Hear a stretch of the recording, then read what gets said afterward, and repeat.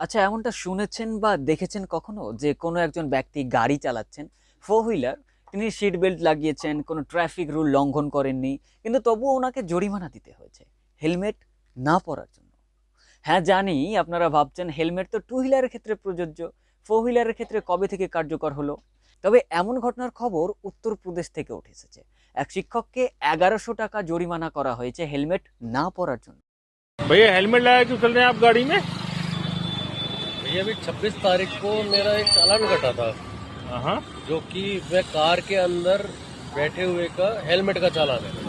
अच्छा, जी, हालांकि मैं सीट बेल्ट भी लगाता हूँ। नाम क्या है आपका? मेरा नाम गुलशन केन। जी, अध्यापक आदमी हूँ मैं। कहाँ रहते हैं आप? मैं भैया यहीं जयपुर सरकी मंडी के पास। আমরা মোটর বাইকের ক্ষেত্রে মোটর ভেহিকেল অ্যাক্ট 198 ধারা অনুযায়ী এই ট্রাফিক রুলের সমস্ত চালানগুলো পেয়ে থাকি, যা আমাদের সড়ক নিরাপত্তার জন্যই তৈরি করা হয়েছে।